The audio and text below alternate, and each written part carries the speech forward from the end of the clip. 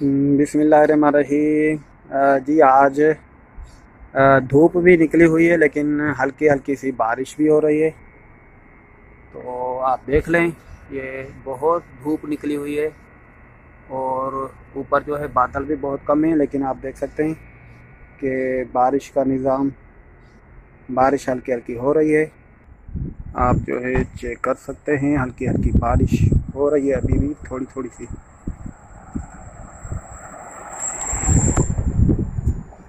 और अब ये चेक कर सकते हैं, हल्की हल्की बारिश हो रही है। इधर थोड़ी भी, सऊदी अरबिया में थोड़ी सी भी बारिश होती है तो पानी जल्दी जमा हो जाता है। तो पता नहीं क्या है,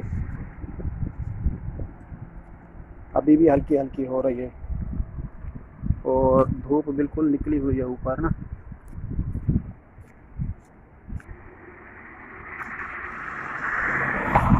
ये देख सकते हैं अभी भी बारिश हो रही है।